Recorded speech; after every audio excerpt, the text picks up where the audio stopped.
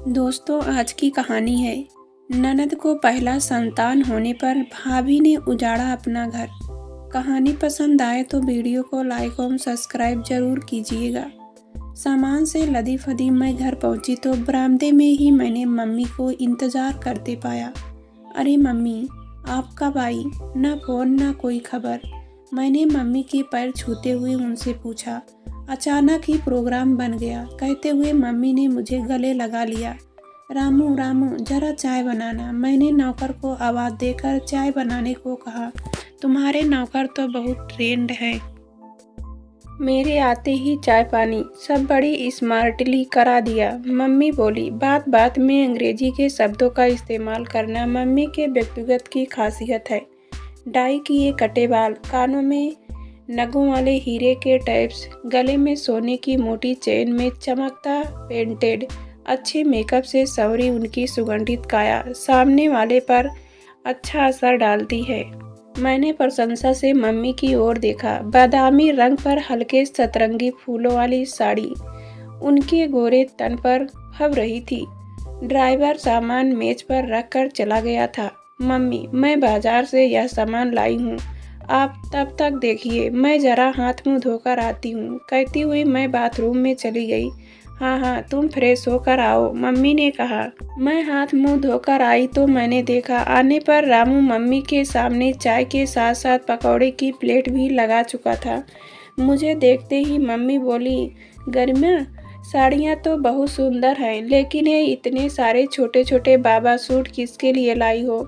Mummy पूछ तो मुझसे रही थी, पर उनकी नज़र हाथ में पकड़ी सोने की पतली चेन का निरीक्षण कर रही थी।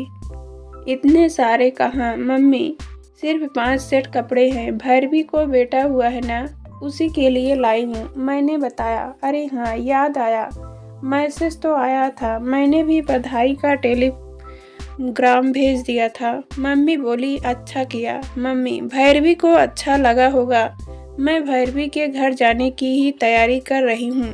परसों इतवार है, मैंने 2 दिन की छुट्टी ले ली है। आज रात में ललितपुर से आदर्श यहाँ आ जाएंगे। कल सुबह यहाँ से निकलने का प्रोग्राम है। अब उत्साह से मैं बोलती ही जा रही थी, चलो अच्छा है, आदर्श से भी मुलाकात हो जाएगी। मुझे भी कल मॉर्निंग में ही वापस निकलना है। मम्मी बोली, अरे ऐसी क्या जल्दी है, हम लोग अपना प्रोग्राम थोड़ा बदल लेंगे।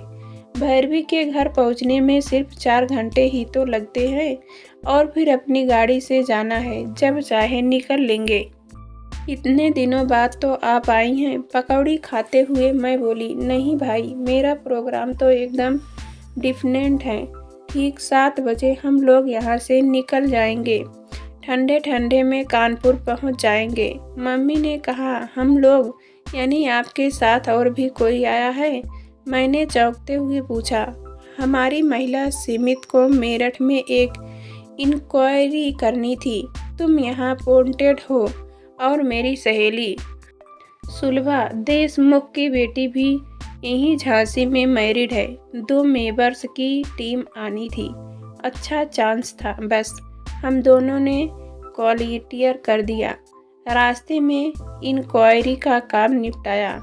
आज का दिन और एक रात अपनी अपनी बेटियों के साथ बिताएंगे, और कल इवनिंग में 5 बजे सीमित की मीटिंग में अपनी जांच रिपोर्ट दे देंगे।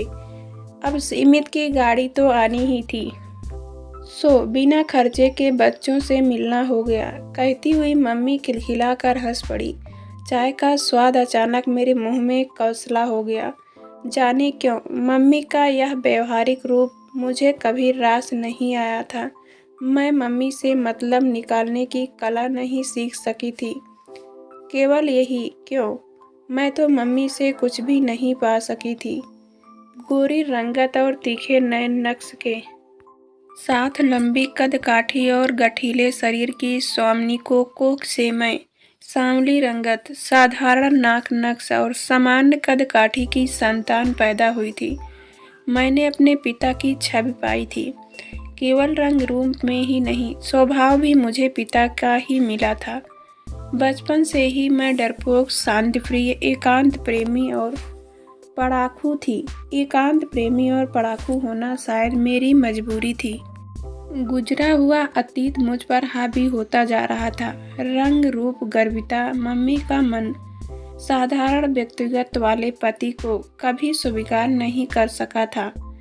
अध्यापति को छोड़ पाना मम्मी के बस में भी नहीं था। आर्थिक मजबूरियां थी, परंतु मुझ जैसी कुरूप संतान उन पर बोझ थी। लेकिन मजबूरी यहाँ भी दामन थामे खड़ी थी। अपनी ही संतान को कहाँ फेंके, सामाजिक बंधन थे। लिहाजा उन्हें मेरी परवरिश का अनचाहा बोझ उठाना पड़ा। इस जिम्मेदारी को अंजाम भी दिया, परंतु वात्सल्य की मिठास से मेरी झोली खाली ही रह गई। उसी शाख पर खिले दूसरे 2 सुंदर फूल मम्मी के प्रति छाया थे। मम्मी का सारा प्यार उन्हीं पर न्यौछावर हो गया। मेरे प्रशासनिक सेवा में चयन की खुशी मम्मी की आंखों में चमकी थी। घर की उपेक्षित लड़की अचानक मम्मी की नज़र में महत्वपूर्ण हो गई थी। मुझे मम्मी में यह बदलाव अच्छा लगा था, किंतु यहाँ भी छोटी बेटी के प्रति मम्मी का प्रेम उन पर हावी हो गया था और उन्हें यह अफसोस होने लगा था कि यदि ग्लोरी की शादी अब होती तो उसे भी प्रशासनिक अधिकारी पति मिल जाता। बचपन में मम्मी की सहेलियां जब भी घर आती, मम्मी मुझे हमेशा रसोई में घुसा देती।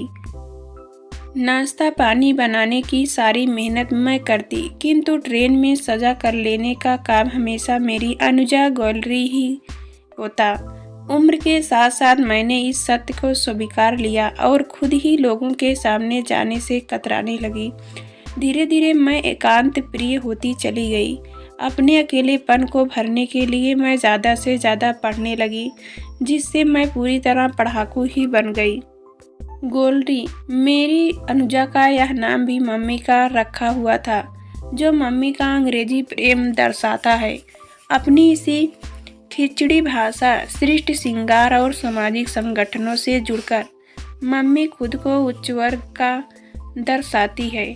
ग्लोरी मेरी सगी बहन थी, किंतु वह मम्मी की कार्बन कॉपी। अधिकार से अपना बात मानना और हर जगह छा जाना उसकी फितरत में है।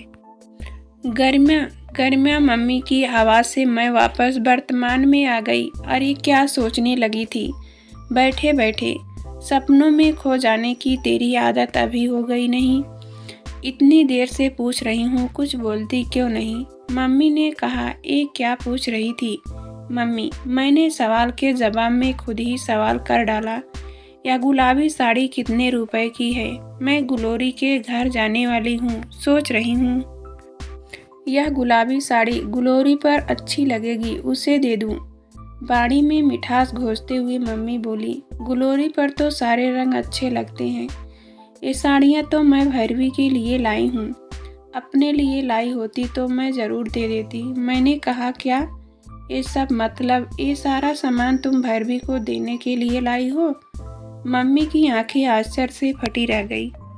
हाँ मम्मी, भैरवी की पहली संतान को आशीर्वाद देने जा रहे हैं हम लोग। मैंने कहा, अरे तू होश में तो है? इतने सारे कपड़े, 5 साड़ियाँ, रजाई, गद्दा, चादर, खिलौने, क्या तूने उसका पूरा ठेका ले रखा है? और जरा सा बच्चा सोने की चैन का क्या करेगा? फैली नज़रों से मम्मी मुझे देख रही थी। मम्मी कैसी बात कर रही है आप? भैरवी की यह पहली संतान है। मैंने कहा, कैसा क्या? तेरे भले की बात कर रही हूँ। पहला बच्चा है तो क्या कोई अपना घर उजाड़ कर सामान देता है किसी को? मम्मी ने कहा, छोड़िए मम्मी, जो आ गया सो आ गया, कहकर मैंने इस अप्रिय प्रसंग को खत्म करना चाहा। छोड़िए कैसे? तुम फजूल खर्ची छोड़ो और ऐसा करो, बहुत मन है तो बच्चे के कपड़े के साथ एक साड़ी और मिठाई दे दो, बाकी सब वापस रख दो, हो जाएगा शगुन। कहते हुए मम्मी ने आदतन अपना हुक्म सुना दिया। मम्मी, ग्लोरी की पहली बेटी होने पर लगभग इतना ही सामान भिजवाया था आपने। तब मैं बेनग में ही थी, पैसों की भी तंगी थी, परंतु उस समय आपको यह सब फिजूल खर्ची नहीं लगी थी। मुझे अब गुस्सा आने लगा था। ग्लोरी तेरी सगी बहन है, उसे दिया तो क्या सभी को बांटती फिरोगी? मम्मी बोली, भैरवी कोई गैर नहीं, मेरी सगी ननद है। जैसी गुलोरी वैसी भैरवी। मैंने कहा, बहन और ननद में कोई फर्क नहीं है क्या? मम्मी भी गुस्से में आ गई थी। नहीं, कोई फर्क नहीं है। एक को मेरी माँ ने जन्म दिया है तो दूसरी को मेरी सासू माँ ने। एक ही प्यार का नाता है। मैं बोली, तेरा तो दिमाग खराब हो गया है, कोई फर्क नहीं दिखता? मम्मी खींच उठी थी। वैसे फर्क तो है मम्मी। कुछ सोचती हुई मैं बोल पड़ी, चलो तुम्हारी समझ में तो आया। मम्मी खुश हो गई। भावना और परवरिश में फ़र्क है। अभी मैंने अपनी बात स्पष्ट करना शुरू ही किया था कि रामू कदम से सामने आकर खड़ा हो गया और बोला, मैडम खाना लग गया है। ठीक है, चलिए मम्मी खाना खाते हैं। आप तो सुबह की निकली होंगी। मैं उठते हुए बोली। इस अप्रिय संवाद के खत्म होने से मैंने चैन की सांस ली। हाँ, सुबह 6 बजे ही हम लोग कानपुर से चल दिए थे।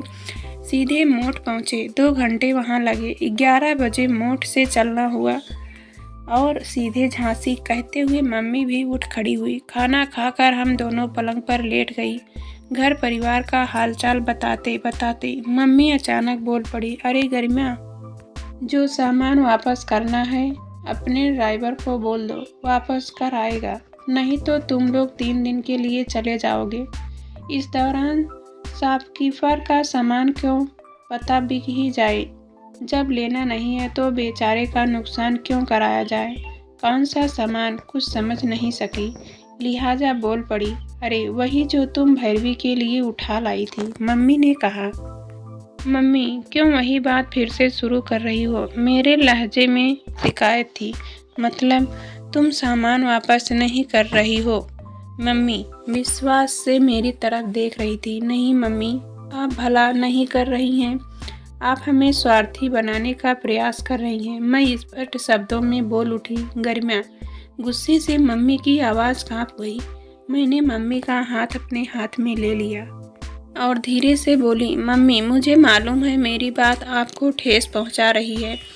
इस विषय में मैंने हमेशा टालना चाहा है। तब तक बात मेरे तक की थी। मैंने कोई विरोध नहीं किया, अपने आप में सिमटती चली गई। लेकिन आपकी दखल का असर अब हमारी गृहस्थी पर भी होने लगा है। ग्लोरी का बिखरता दाम्पत्य आपकी ऐसी सीखों का ही नतीजा है। अभी भी समय है मम्मी, खुद को रोक लीजिए। आपने तो समाज सुधार का बीड़ा उठा रखा है।